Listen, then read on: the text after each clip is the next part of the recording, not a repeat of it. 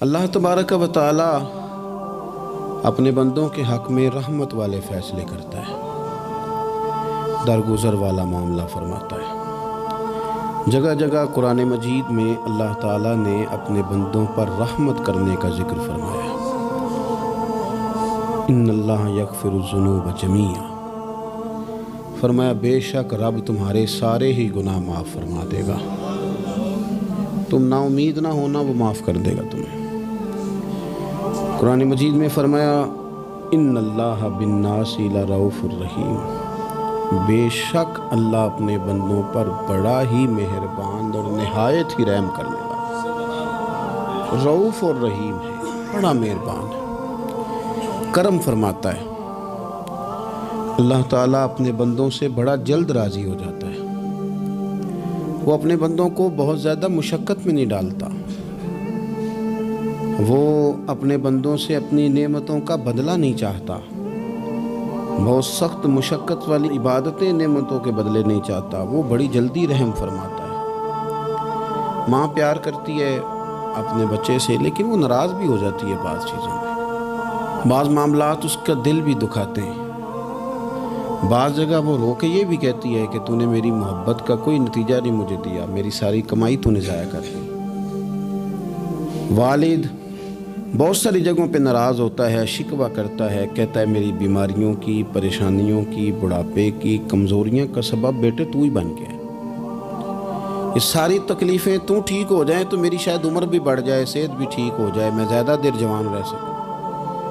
ناراض ہوتے ہیں ماں باپ، اسی طرح ماں باپ راضی بھی ہو جاتے ہیں، وہ بڑی جلدی راضی ہو جاتے ہیں۔ میں اکثر کہتا ہوں کہ والد کو راضی کرنے میں 5-7 منٹ لگ جاتے ہیں، اماں تو 1.5-2 منٹ میں راضی ہو جاتی ہے۔ ابا جی کو 5-7 منٹ لگتے ہیں، کئی دفعہ کہنا پڑتا ہے، کوئی دلائل دینے پڑتے ہیں، لیکن والدہ کے لیے تو کچھ بھی نہیں، آپ نیرا جا کے پیروں میں بیٹھ ہی جائیں، کچھ بھی نہ کریں، آپ پورا روئیں، نہ رونے والا منہ ہی بن جائے تو اماں تو نرم ہی نرم ہے، جس وقت جو مرضی آپ کرا لیں ہو گیا۔ اللہ تبارک و تعالی بلا مثال و بلا تشبیہ سمجھانے کے لیے عرض کرتا ہوں، اللہ بھی بعض معاملات میں اپنے بندوں سے ناراض ہو جاتا ہے، وہ کہتا ہے میں تکبر کرنے والوں کو پسند نہیں کرتا، وہ کہتا ہے فسادی پسند نہیں ہے، وہ فرماتا ہے کہ راہوں میں کجی کرنے والے پسند نہیں ہیں، وہ فرماتا ہے کہ بدعہدیاں کرو گے تو میں صبح قیامت تم سے سوالات کروں گا۔ اللہ تبارک و تعالیٰ بہت ساری چیزوں کو ناپسند کرتا ہے، ناراض ہو جاتا ہے، بلکہ نبی پاک صلی اللہ تعالیٰ علیہ وسلم نے فرمایا تم بات کرتے کرتے کوئی ایسا جملہ بول دیتے ہو کہ رب اتنا ناراض ہوتا ہے کہ تمہیں پتہ بھی نہیں ہوتا، تمہارے لیے جہنم کا فیصلہ کر دیتا ہے۔ اس لیے پہلے تولو پھر بولو، خود اپنے لفظوں کی تو تم پہرے داری کرو نا کہ میں کیا کہہ رہا ہوں، کوئی ایسا جملہ، کوئی ایسی بات وارث شاہ مان کری نہ وارثاں دا، کوئی ایسی بات نہ تمہاری زبان سے نکلے۔ اور حضور یہ بھی فرماتے ہیں کہ اس کا دوسرا پہلو بھی ہے، بعض اوقات تم بات کرتے ایسا جملہ کہتے ہو وہ اتنا راضی ہوتا ہے کہ تمہارے لیے جنت کا فیصلہ فرما دیتا ہے۔ مسلمان کو اب یہ حکم ہے، اس ساری گفتگو کا نتیجہ یہ ہے کہ وہ اپنے جذبات پر، خیالات پر، نگاہوں پر، زبان پر، کانوں پر تھوڑی توجہ دے، بے لگام نہ بنے، بے ترتیب نہ بنے، جو طبیعت میں آئے کر نہ گزرے، تھوڑا سا نہ سوچے سمجھے اور تھوڑا سنبھل کے چلے، کبھی ان کاموں کی طرف نہ جائے جن سے رب ناراض ہو جاتا ہے، ان کاموں کی طرف بڑھے جن سے اللہ راضی ہوتا ہے۔ میرے نبی پاک صلی اللہ تعالیٰ علیہ وآلہ وسلم نے ارشاد فرمایا، بعض احادیث میں لفظ یہ ہیں کہ اللہ اپنے بندوں کو دیکھ کے مسکراتا ہے، جو اس کی شان کے لائق ہے۔ جس ترتیب سے ہم مسکراتے ہیں، جس ترتیب سے ہم روتے ہیں، جس ترتیب سے ہم کسی بات کا اظہار تشکر کرتے ہیں، خدا ان باتوں سے پاک ہے۔ اب بہت ساری حدیثوں میں آیا کہ وہ مسکراتا ہے، تو کیا مطلب ہے مسکرانے کا؟ تو علماء تفسیر نے لکھا ہے مسکرانے کا مطلب یہ ہے کہ وہ بڑا ہی راضی ہوتا ہے اپنے بندے سے، بڑا راضی ہوتا ہے، یہ مطلب ہے۔ ایک تو مسکرانے کا مطلب یہ کہ وہ بڑا راضی ہو گیا، وہ مسکرا دیا اپنے بندے پہ، اور ایک اس کا معنی خود نبی پاک صلی اللہ تعالیٰ علیہ وسلم نے بیان فرمایا، مسند امام احمد بن حنبل میں حدیث ہے، حضور سید عالم علیہ السلام سے صحابہ نے پوچھا، یا رسول اللہ شہید تو بڑے لوگ ہوتے ہیں، شہیدوں میں افضل کون ہے؟ تو اللہ کے حبیب علیہ السلام فرمانے لگے، وہ والا بندہ جو ڈٹ گیا تھا کافروں کے مقابلے میں، وہ ہلا نہیں، پوری طرح ڈٹ کے جو لڑا وہ شہداء میں افضل ہے۔ حضور فرماتے ہیں وہ جنت کے بالا خانوں میں سیر کرے گا اور رب اسے دیکھ کے مسکرائے گا، رب اسے دیکھ کے مسکرائے گا، اللہ تعالیٰ مسکراتا ہے اسے دیکھ کے۔ اور اگلے جملے میں حضور نے وضاحت کر دی، فرمایا جب رب دنیا میں کسی پر مسکراتا ہے نا تو اس کا معنی یہ ہے کہ قیامت میں پھر اللہ اسے حساب کوئی نہیں لے گا۔ جس پر اللہ دنیا میں مسکرا دیا اس سے کوئی حساب، تو وہ کام ڈھونڈنے چاہیے نا جس سے اللہ مسکرائے۔ ویسے کبھی ہم ایسا کرتے ہیں کہ نہیں کہ کسی کو راضی کیا جائے؟ یہ کام ہم کرتے ہیں کہ ہماری کمپنی کا جو سربراہ ہے وہ ہم سے راضی رہے، جس ادارے میں ہم پڑھاتے ہیں اس ادارے کا بڑا ہم سے راضی رہے، یہ کرتے ہیں ہم۔ اس کے لیے کچھ نہ کچھ ہیلے بہانے ہم کرتے ہیں، برادری، قبیلہ، علاقہ، بستی، لوگ کسی طریقے سے ہمارے ساتھ مطمئن رہیں، کرتے ہیں نا یہ سارے کام۔ اس میں تھوڑی مشکل بھی ہمیں آتی ہے لیکن کرتے ہیں، کیا کریں۔ گھر میں بھی کئی دفعہ ایسا ماحول بنانا پڑتا ہے۔ چلیں ایک اور میٹھی مثال دیتے ہیں، زیادہ سمجھ میں آئے گی۔ چھوٹا بچہ خوش رہے، آپ اس کے لیے محنت نہیں کرتے؟ وہ چھوٹا ہے، اس کو خوش کرنا فرض ہے ابا پہ، لیکن وہ کہتا ہے کہ میں نے موٹر سائیکل لینا ہے۔ چھوٹا ہے، چلا ہی نہیں پائے گا، تو ابا پھر اسے راضی کرتا ہے، کہتا ہے بیٹے چھوٹا سائیکل لے لے، چل میں تجھے اڑانے والا جہاز لے دیتا ہوں۔ مقصود کیا ہے کہ اس کو ناراض نہیں کرنا، یہ روئے نہ، اس کا دل نہ ٹوٹے۔ ہو یارو سنو نا میں کیا کہہ رہا ہوں، اگر چھوٹے بچے کے لیے وہ چیزیں ڈھونڈتے ہو، میرے ابا جی نا اپنے نواسے کے لیے کھلونا لے کے آئے تو بچہ بڑا ہی کھیلا، تو ابا جی کہنے لگے لو پیسے پورے ہو گئے میرے بچے کو پسند بڑا ہے نا، پیسے پورے کر چھڑے نے، دیکھو نا جی کتنا اس کو راضی ہوا ہے۔ تو انسان کیا کرتا ہے کہ کوشش کرتا ہے، چھوٹا بچہ بھی ناراض نہ ہو تو وہ چیزیں وہ ڈھونڈتا ہے کہ اس کو کیا پسند ہے، چاکلیٹ لے جاؤں، فلاں چیز لے جاؤں، آئس کریم لے جاؤں۔ تو ایک بچے کے لیے، گھر کے لیے، سربراہ کے لیے اتنی محنت کرتے ہو، تو وہ کام بھی ہمیں ڈھونڈ کے تلاش کرنے چاہیے نا جس سے رب راضی ہوتا ہے، اللہ راضی ہوتا ہے۔ بتاؤں وہ کون کون سے کام ہیں؟ نبی کریم صلی اللہ تعالیٰ علیہ وسلم نے ارشاد فرمایا 3 لوگ ہیں جنہیں دیکھ کے رب مسکراتا ہے۔ یا رسول اللہ صلی اللہ علیہ وسلم وہ کون کون سے؟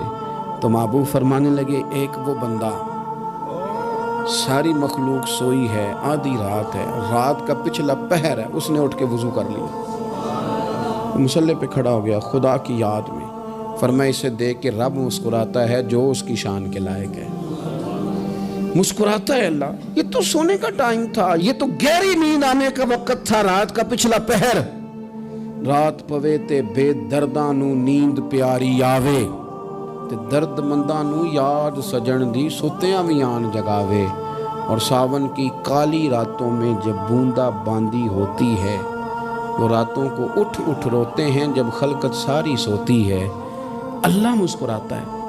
اور سننا میرے بھائی، میرے نبی پاک صلی اللہ تعالیٰ علیہ وسلم فرماتے ہیں جب مسلمان نماز کے لیے صفیں بناتے ہیں نا، ترتیب لگ رہی ہوتی ہے، اب اللہ کی بارگاہ میں کھڑے ہوں گے، قیام کریں گے، رکوع کریں گے، سجود کریں گے، فرمایا جب مومن صفیں بناتے ہیں تو رب دیکھ کے مسکراتا ہے، مسکراتا ہے۔ کمال ہو گئے عروج بندگی کا، جب بندے کو دیکھ کے رب مسکرائے، خدا بندے سے خود پوچھے بتا تیری رضا کیا ہے، مسکراتا ہے۔ اور میرے نبی پاک علیہ السلام فرماتے ہیں جب مجاہد جہاد کے لیے صفیں سیدھی کرتے ہیں، آج تو یہ رب کے نام پہ مرنے ہی آ گئے، یہ صفوں میں کھڑے ہوں گے، ترتیب سے لڑیں گے، ترتیب سے گلا کاٹیں گے کافروں کا یا شہادت لیں گے۔ فرمایا جب جہاد کے لوگ صفیں بناتے ہیں تو رب انہیں دیکھ کے مسکراتا ہے۔ کتنے نصیبوں والا وہ بندہ ہے جسے دیکھ کے مسکرا دیا۔ او یار کبھی تیرا بیٹا تیرے سامنے مسکرائے نا چھوٹا تو تیرا دل باغ باغ ہو جاتا ہے، تیری ماں بیمار کسی ایک دن صحیح طرح ہنس پڑے تو طبیعت خوش ہو جاتی۔ مجھے بتاؤ نا جس کا رب بھی اسے دیکھ کے ہنس پڑے، جو اس کی شان کے لائق ہے، کیا اس بندے کے نصیبیں ہیں، کیا اس کے مقدر ہیں۔ آپ اس مقام پر اپنے آپ کو لائیں. اب دیکھیں نا یہ حدیث ہم نے سن لی, اب ہم نے نا اس طرح صفحے نہیں بنانے جس طرح ساری دنیا, اب ذرا صفحے بھی شوق سے بنائیں گے. آپ ذرا تھوڑا سا شوق پیدا کریں گے, بھئی یہ تو میں وہ کام کرنے لگا ہوں جسے دیکھ کے رب مسکراتا ہے. نبی پاک صلی اللہ علیہ وسلم نے فرمایا جب کوئی بندہ توبہ کرتا ہے نا, ہم توبہ کا رٹا لگاتے ہیں, یا اللہ میری توبہ, یا اللہ. اور توبہ کا تو مطلب یہ ہے کہ پچھلے گناہوں سے پکی توبہ, آج کے بعد یہ غلطی نہ کرنے کا پکا وعدہ. تو نے ساری شب برات رو کے گزاری ہے, بتا سویرے جھوٹ جوڑنے کا ارادہ ہے تیرا, آج کے بعد رشوت تو نہیں نہ لے گا, ملاوٹ تو نہیں نہ کرے گا, یہ توبہ ہے. اور اگر سارے کام اسی طرح کرنے تو پھر یہ توبہ کا رٹا ہے, جتنا مرضی لگاؤ. حضرت علی بن ربیعہ رضی اللہ تعالیٰ عنہ فرماتے ہیں میں مولا علی کے ساتھ تھا, مقام حرہ کی طرف جا رہے تھے, حضرت علی نے ہاتھ اٹھا کے دعا مانگی ہماری تعلیم کے لیے, ورنہ حضرت علی ہم صحابہ کو محفوظ عن الخطا تو مانتے ہیں نا. ہاتھ اٹھا کے کہا اے اللہ ہمارے گناہ بخش دے, تیرے علاوہ کوئی معاف کرنے والا نہیں. اور پھر حضرت علی آسمان کی طرف دیکھا اور دیکھ کے نا حضرت علی بن ربیعہ کو تو مسکرائے. حضرت علی بن ربیعہ کہنے لگے حضور مسکرائے کیوں ہو؟ فرمانے لگے ایک دن میں حضور کے ساتھ اسی طرح آیا تھا, اسی طرح حضور نے دعا فرمائی تھی ہماری تعلیم کے لیے, اور پھر حضور مجھے دیکھ کے مسکرائے تھے اور فرمایا جب کوئی بندہ رب کی بارگاہ میں اس طرح استغفار کرتا ہے تو رب مسکراتا ہے, اور مسکرا کے فرماتا دیکھ لو میرے بندوں کو پتا ہے کہ میرے علاوہ معاف کرنے والا کوئی نہیں, انہیں پتا ہے. تم اس کی بارگاہ میں رجوع تو لاؤ, آؤ تو صحیح دو آنسو لے کر. اقبال کہتے ہیں کہ موتی سمجھ کے شان کریمی نے چن لیا, قطرے دو گرے میرے ار کے انفعال کے, دو میں نے آنسو بہائے تھے تو اس کے کرم نے تو موتی سمجھ کے چن لیے. سنو نا حضور اس استغفار کو, اللہ کو یار رات کو توبہ کر کے سونا چاہیے ہمیں. کچھ غلطیاں ہم کرنا نہیں چاہتے پر ہم سے ہو جاتی ہیں, کچھ دل ہم توڑنا نہیں چاہتے پر وہ ٹوٹ جاتے ہیں, ہماری مجبوری ہوتی ہے ٹوٹ جاتے ہیں. رات کو اس کی بارگاہ میں ہاتھ باندھ کے کشکول طلب دراز کر کے خوب استغفار پڑھنا چاہیے کہ مالک بندے ہیں نا کیا کریں, نفس کا ساتھ ہے, دنیا کا ساتھ ہے, خواہشات نفسانیہ, مالک معاف کر دے. درد سے توبہ, رسم نہ ہو, کہانی نہ ہو, لفظ نہ ہو, جملے نہ ہو, اور جناب ایسے لوگوں کے بیچ بڑے ہاتھ باندھ کے, اور بڑا کوئی ضرورت نہیں, آپ اکیلے اپنی چارپائی پہ بستر کے اندر منہ دے کے بھی درد سے کہیں گے نا معاف کر دے تو وہ تو مہربانی بڑا ہے. میرے نبی پاک صلی اللہ علیہ وسلم مثال دیتے ہیں, فرمایا ایک آدمی صحرا میں جا رہا, صحابہ سے حضور خطاب کر رہے ہیں, فرمایا ایک آدمی صحرا میں جا رہا تھا, اس نے اپنی اونٹنی پہ کھانا پانی پیسے ہر چیز رکھی ہوئی تھی. صحرا تھا بہت بڑا, درمیان صحرا کے گیا تو تھوڑا سا سستانے کے لیے, آرام کرنے کے لیے اونٹنی سے نیچے اترا. اب اس نے اونٹنی کی لگام, اونٹنی کی نکیل اپنے سرہانے کے نیچے رکھی, ہاتھ کے ساتھ پکڑی اور سو گیا. تھوڑی ہی دیر کے بعد جب اس کی آنکھ کھلی تو دیکھا اونٹنی غائب ہے. صحرا میں وہ پیدل نہ آگے جا سکتا ہے, نہ پیچھے جا سکتا ہے, نہ دائیں نہ بائیں, کھانے کو روٹی نہیں, پینے کو پانی کا قطرہ نہیں, تھوڑا ادھر بھاگا ادھر بھاگا, تھک گیا.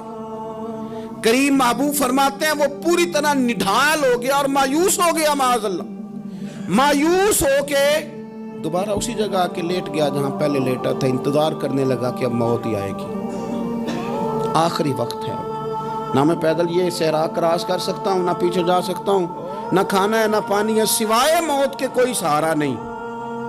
حضور فرماتے ہیں وہ رستے میں دوبارہ لیٹ گیا, اچانک اس نے رخ بدلا تو اونٹنی سامنے کھڑی تھی.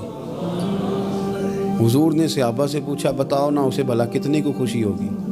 یا رسول اللہ جسے نئی زندگی مل گئی ہے.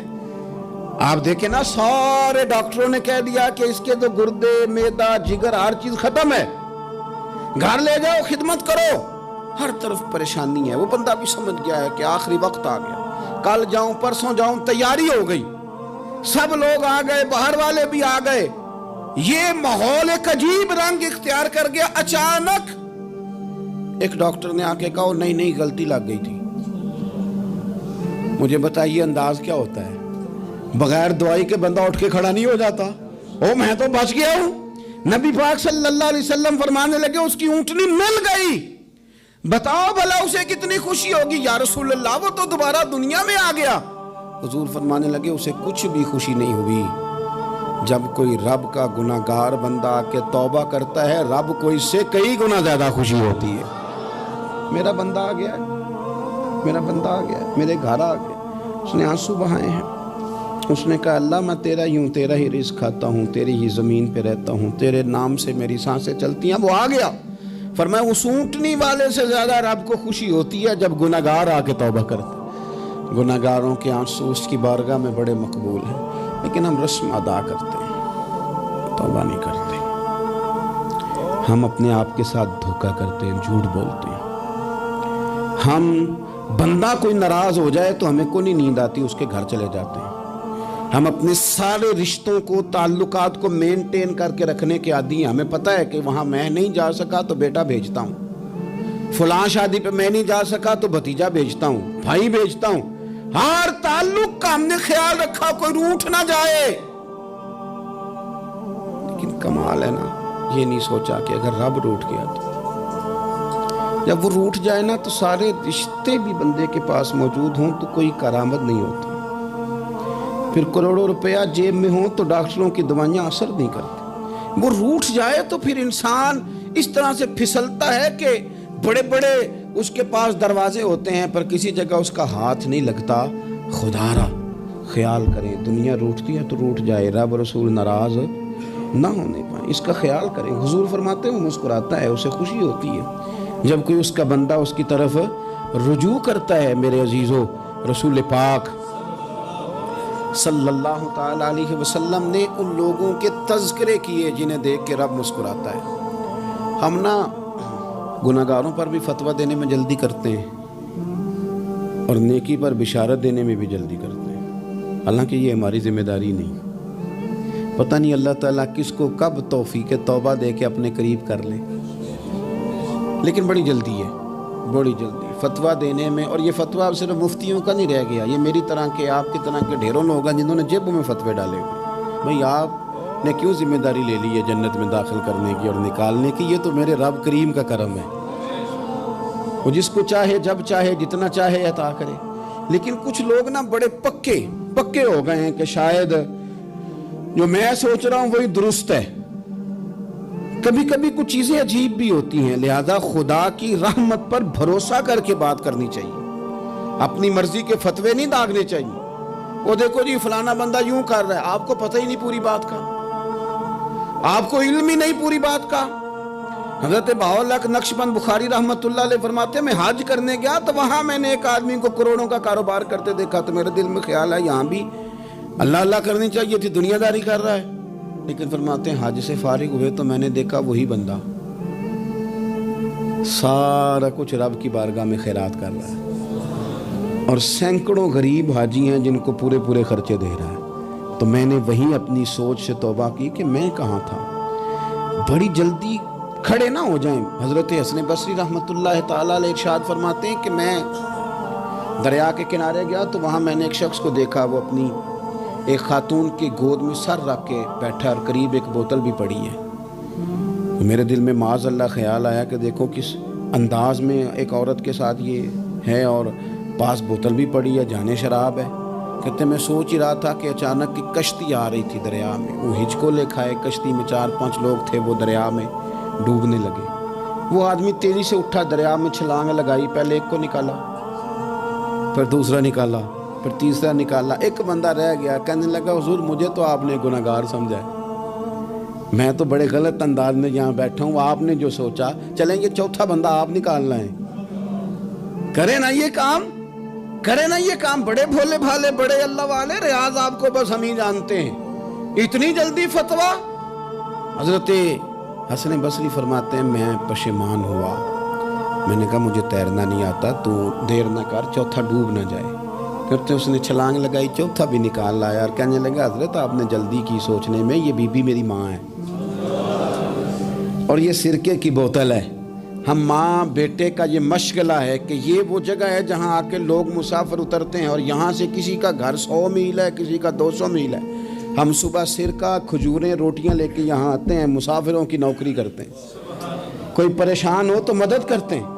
حضرت خواجہ حسن بصری فرماتے ہیں میں نے معافی مانگی، ان سے بھی مانگی، رب سے بھی مانگی، انہوں نے مانگ لی نا بزرگ تھے، پر ہم کو نہیں تیار مانگنے کو.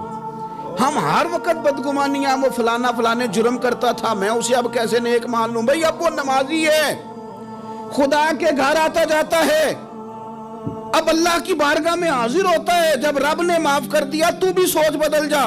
سنیں حضور کیا فرماتے ہیں. نبی پاک صاحب الاخلاق صلی اللہ تعالی علیہ وسلم فرماتے ہیں، مسند امام احمد بن حنبل دیکھیے، فرمایا رب اس وقت بڑا ہی مسکرائے گا جب قاتل بھی جنت میں جائے گا، مقتول بھی جنت میں جائے گا. یا رسول اللہ مقتول تو گیا، یہ قاتل کیسے چلا گیا؟ حضور فرماتے ہیں جائے گا، اور جائے گا اور رب مسکرائے گا جو اس کی شان کے لائق ہے. یا رسول اللہ کس طرح؟ تو نبی پاک صلی اللہ علیہ وسلم فرمانے لگے اس نے ایک مومن کو قتل کیا تھا، وہ شہید ہو کے جنت میں چلا گیا. اب اللہ نے بعد میں اسے توبہ کی توفیق دے دی. پہلے اس نے کلمہ پڑھا، پھر یہ میدان میں اترا، کافروں سے لڑا، یہ شہید ہوا، رب نے اسے بھی جنت دے دی. قاتل بھی جنت میں، مقتول بھی جنت میں. اور بات اتنی انوکھی ہے کہ رب دیکھ کے مسکرا رہا ہے جو اس کی شان کے لائق ہے. ہم جلدی میں ہیں، ہم انتظار نہیں کر رہے کہ شاید توبہ کر جائے، ہم انتظار نہیں کر رہے. لیکن میرے عزیز اتنی جلدی نہ کریں. سوچوں کا صاف ہونا، ذہنوں کا پاک ہونا، اور لوگوں کے بارے میں گمان کا اچھا ہونا. آپ کسی نفسیات کے ڈاکٹر کے پاس چلے جائیں، اسے کہیں ٹینشن بڑی ہے، میں ان کے مضامین پڑھتا رہتا ہوں، وہ سب سے پہلا سبق آپ کو یہ پڑھائیں گے کہ اچھا سوچا کریں. اچھا سوچنے سے بندہ تندرست رہتا ہے. کس سے بندہ تندرست رہتا ہے؟ ہیں جی واقعی. یعنی اس والے پڑوسی کے بارے میں بھی اچھا سوچنا ہے گھر میں، اس والے کے بارے میں بھی، چھوٹے بھائی کے بارے میں بھی اچھا سوچنا ہے، اور بڑے کے بارے میں بھی اچھا ہی سوچنا ہے. یعنی اپنی برادری قبیلے کے بارے میں بھی اچھا سوچیں، جو قبیلے کا نہیں اس کے بارے میں بھی چلیں تھوڑا سا اچھا سوچ لیں. اپنے بارے میں تو اچھا سوچا ہے بڑا. میں کہتا ہوں کہ ہم اپنی غلطیوں سمیت اپنے آپ سے بڑا پیار کرتے ہیں، اور دوسرے کی ایک غلطی نظر آ جائے تو ہمیں گھن آنے لگ جاتی ہے. آپ جلدی نہ کریں. مالک نے موقع دیا ہے بندوں کو، نہ وہ کسی کا رزق چھین رہا ہے، نہ سانسیں چھین رہا ہے، وہ اپنی زمین پہ چلنے بھی دے رہا ہے، رہنے بھی دے رہا ہے. تو جب اس نے موقع دیا ہے آپ بھی تھوڑا موقع دیں. اللہ بڑا کریم ہے، دروازے کھولے گا، اس کے بندے اس کی بارگاہ تک پہنچیں گے. بدگمانیاں اور پھر بدگمانیوں کا عروج، اور اس لیول تک جا کے بات کر دینا ہے کہ جہاں سے خوف آئے کہ یار یہ بات نہیں کرنی چاہیے. رسول کائنات سرور دو عالم صلی اللہ تعالی علیہ وسلم فرماتے کہ اللہ مسکراتا ہے. دیکھو ہمارے ہاں نا ایک اور بھی مسئلہ بن گیا ہے. میں نے کچھ لوگوں کو نا پکا، میرے پیارے ہیں، محبت ہے مجھے، تو میں چونکہ آپ میری کلاس ہیں، میں مشاہداتی اور تجرباتی باتیں بھی کر لیتا ہوں، اسی کی روشنی میں کئی دفعہ گفتگو بھی تیار کرتا ہوں. کچھ لوگوں نے نا پکا ذہن بنا لیا یہ کہنے کا کہ ہاتھ بڑا تنگ ہے. پکا آپ جس وقت پوچھ لیں ان کا ہاتھ اور بڑا ہی زیادہ تنگ ہے. آپ یقین کریں بہن کا جو خامند ہے وہ کہہ رہا ہے جا حصہ لے کے آ، تیرے بھائیوں کی کمائی تو نہیں تیرے ابا کی ہے، لے کے آ. وہ بیچاری اس کی منتیں کر رہی ہیں، کہتی ہے اگر جاؤں گی نا تو وہ کہیں گے حصہ لے جا، آج کے بعد ہمارے گھر نہ، میرا دروازہ نہ بند کرو، مہربانی کرو. اور بھائی سے بات کرتی ہے تو کہتا ہے ہاتھ ہی بڑا تنگ ہے، جب ٹھیک ہوگا تو دے دوں گا. نہ کریں یہ ظلم. ہمارے اپنے تڑپتے رہتے ہیں اور ہماری دولتیں اندر پڑی رہتی ہیں. ہمارے اپنے چھوٹی چھوٹی ضروریات کے لیے پریشان ہوتے ہیں، لیکن ہم بڑے بڑے بہانے ہیں ہمارے پاس. کہتے ہیں یہ نکما ہے، یہ نکھٹو ہے، یہ کام نہیں کرتا، اس میں فلانا ہے، بے فلانا ہے، بلہذا میں نے نہیں ساتھ چلنا. اظہار جب آپ کے اندر پیدا ہوتا ہے نا، اظہار جب کسی کے لیے آپ حساس ہوتے ہیں تو آپ کو بھی سرور حاصل ہوتا ہے. نہ کریں یہ کام کہ آپ کو اللہ نے وسعت دی ہے اور ہر وقت آپ ہاتھ تانگ ہونے کا رونا رو رہے ہیں. ہر وقت آپ یہ کہہ رہے ہیں میں بڑی آزمائش میں ہوں، جب خدا نے آپ پہ نہیں ڈالی.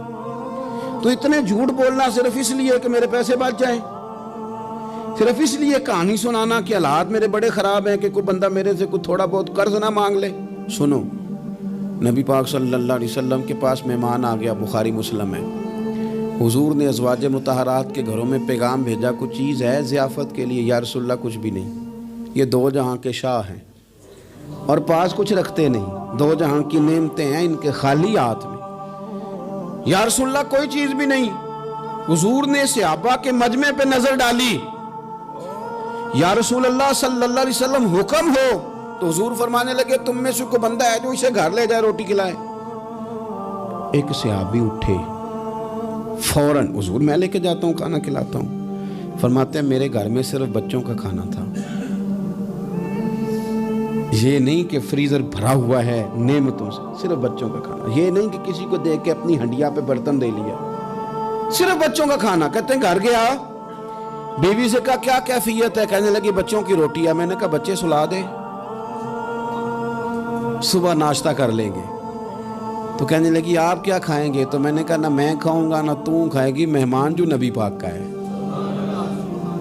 کہا اچھا، اب ذرا تجویز دیکھو میاں بیوی کی سوجھی آپس میں۔ کہتے ہیں کھانا لگا دینا، کیونکہ ایک آدھ بندے کا کھانا ہے۔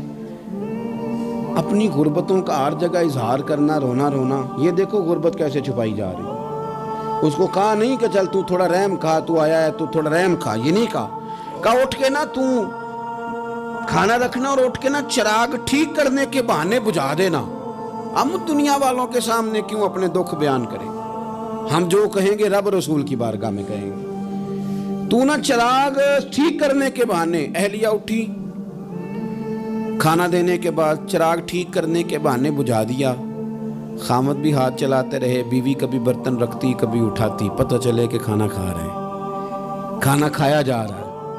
کہتے ہیں مہمان پیٹ بھر کے کھانا کھا گیا۔ یہ کام ہوا رات کے اندھیرے میں، اس وقت ہوا جب چراغ بھی بند تھا، اس وقت ہوا جب کوئی دیکھنے والا نہیں تھا، کسی پڑوسی کو بھی خبر نہیں تھی۔ فرماتے ہیں صبح کے اجالے میں اس مہمان کو لے کے مسجد نبوی میں نے قدم رکھا تو نبی کریم نے فرمایا رات جو تم نے کام کیا ہے نا، اسے دیکھ کے میرا رب بڑا مسکرایا ہے، اللہ بڑا مسکرایا ہے۔ اللہ تر دامنی پہ شیخ ہماری نہ جائیے، ہم دامن نہ چھوڑ دیں تو فرشتے وضو کریں۔ یہ شان ہے صحابہ کی۔ نبی کریم علیہ السلام نے فرمایا رب رات مسکرایا تیرا یہ انداز دیکھ کے، اور اس نے قرآن نازل کیا وَيُؤْثِرُونَ عَلَىٰ أَنفُسِهِمْ وَلَوْ كَانَ بِهِمْ خَصَاصَةٌ۔ کچھ لوگ وہ ہیں جنہیں بڑی بھی ضرورت ہو تو دوسروں پر اثار کر دیتے ہیں، قربانی دے دیتے ہیں۔ رب مسکرایا ہے، اندر پیسے رکھے ہوئے ہیں، اندر پیسے رکھے ہوئے ہیں، اور بہن آ کے منت کر رہی ہے کہ بھائی حالات بڑے خراب ہیں، تھوڑی سی مہربانی کر۔ تو کہتے ہیں بہن پردہ ہی ہے بس، کیسے بتاؤں تجھے حالات، تجھے کیا بتاؤں کام کتنی مشکل سے چلتا ہے، یہ پردہ یہ بس۔ بہرحال اگر تو نے کہا ہے نا 50,000 تو میں زیادہ نہیں، کوئی 20 کو دے دوں گا تجھے، وہ بھی خاصی نیکی کر کے، وہ بھی بتا سکھا کے۔ رات اماں پہ علیحدہ سے احسان چڑھاؤں گا، ابا پہ علیحدہ سے چڑھاؤں گا کہ تمہاری بیٹی کے ساتھ تعاون کرنا، سارے علاقے کو ویسے ہی بتاؤں گا۔ اور وہ غریبنی بیچاری 20,000 لے کے گھر گئی ہے، پھر سفارشیں کر رہی ہے کہ مہربانی کرو۔ میں نے ایسے بھی دیکھے ہیں جو پہلے بیوی کو پکڑاتے ہیں تو دے، اس لیے کہ پھر وزیر اعظم تو ڈنڈا نکال لے گا تو بڑا مشکل ہو جائے گا پھر گھر میں رہنا، لہذا وہ یہ تو آگے لگ۔ یہ کیا لہجہ ہے آپ کا؟ یہ تو کسی کو بھی دیں تو چھپا کے دینے کا حکم ہے، کسی کو بھی دیں تو ہمیں حکم یہ ہے کہ سیدھے ہاتھ سے دینا ہے، الٹے کو خبر۔ اور یہ جو بالکل ہی اپنے ہیں ان پر تو پردہ پوشی آپ کے لیے ویسے ہی ضرورت تھی۔ میرے عزیز رب مسکراتا ہے۔ میرے نبی پاک علیہ السلام نے یہ اعمال ہمیں بتائے جن پر اللہ مسکراتا ہے، خوش ہوتا ہے۔ اور بعض لوگوں کو حضور نے نامینیٹ کیا، حضرت سعد بن معاذ رضی اللہ تعالیٰ عنہ عظیم صحابی تھے۔ یہ وہ خوبصورت صحابی ہیں جن کے جنازے کو کندھا میرے نبی پاک نے عطا فرمایا، حضور نے کندھا عطا فرمایا۔ کمال ہو گئی، نرخ بازار محبت کا انوکھا ہی ہو گیا، خود خریداروں میں شامل آ کے مولا ہو گیا۔ حضور نے کندھا دیا۔ حضرت سعد بن معاذ رضی اللہ تعالیٰ عنہ کا جب جنازہ اٹھا، ان کی والدہ رو پڑی، بڑے درد سے روئی، ماں تھی نا۔ ان کی آواز جب حضور تک گئی تو نبی پاک نے فرمایا آنسوؤں کو روک لے، آواز کو کم کر لے، تیرے بیٹے کی تو جب روح پرواز ہوئی ہے تو رب مسکرایا ہے۔ جس کے آنے پہ رب راضی ہو، مسکرا دے جو اس کی شان کے لائق ہے۔ یہ تو وہ لوگ ہیں کہ جن کے جانے پر نا رب، وہ کسی نے کہا تھا کہ میرے مرنے پہ ہر سو شور مچ جائے گا، دیکھو گے میرے مرنے پہ ہر سو شور، تمہیں پتہ چل جائے گا جب ہم جائیں گے، میرے مرنے پہ ہر سو شور مچ جائے گا، دیکھو گے، اور کہنے الوداع سرکار خود تشریف لائیں گے۔